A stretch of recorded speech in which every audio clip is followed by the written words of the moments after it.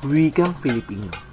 Ipinagdiriwang natin ang wikang Filipino tuwing Agosto sa kadahilanang ito ang buwan ng kapanganakan ni Manuel L. Quezon na tinaguriang ama ng wikang pambansa dahil siya ang nagdeklara ng wikang Filipino upang maging pambansang wika ng Pilipinas.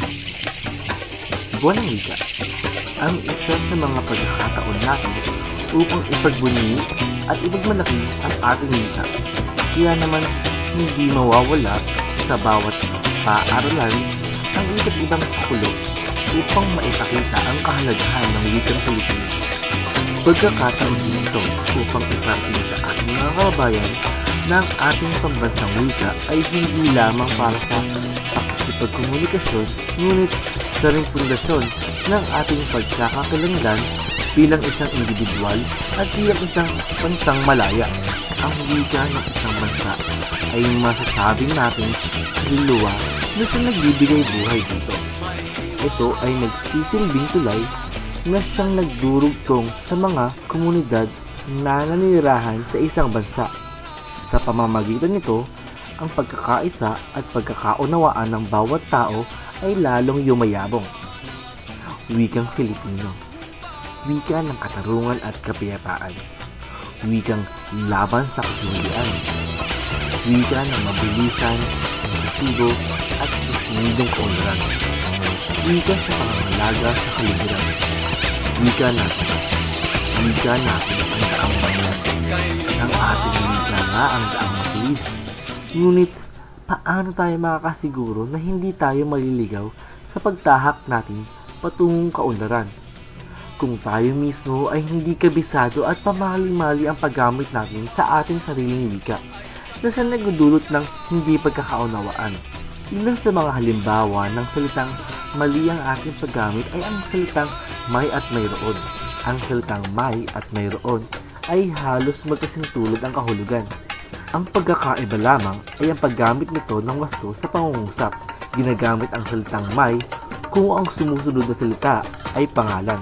Halimbawa, may pulis sa ilalim ng tulay. Pandiwa, may umaawit sa banyo. Pang-uri, may magarang sasakyan ang iyong kuya. Ang salitang mayroon ay ginagamit naman kung ang sumusunod na salita ay isang kataga, panghalipanao o pamatlig at pang-abay na panlilunan. Halimbawa, mayroon siyang malaking suliranin sa kanyang asawa. Mayroon kayang pasok bukas? Isa pa sa halimbawa ng wika na madalas na ginagamit ay ang raw at daw na kadalasang ipagpapalit ng gamit.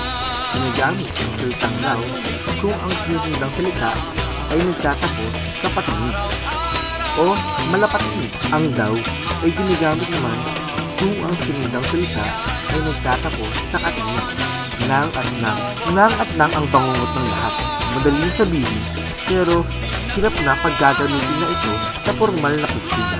Ang salitang nang ay ginagamit kung sinusundan ng pangalan, pang-uri, at pamilang. Halimbawa, ang balon ng tubig ay tuyo na.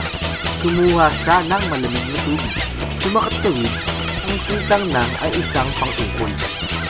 Ang salitang nang naman ay ginagamit na pang-abay na pamaraan.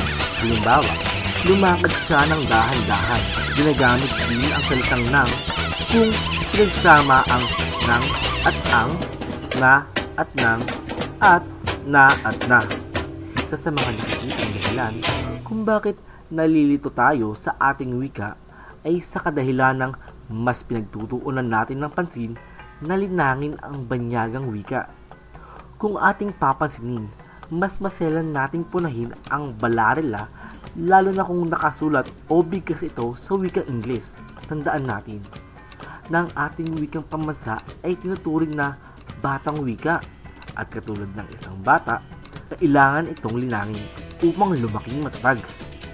Kailangan nating linangin ang ating wikang Filipino upang sa gayon ay magyabong ito at makabuo ng isang bansang nagkakaunawaan, tunay na malaya sa korupsyon at kolonyal na kaisipan, at magbubunga ng maunlad na bansa.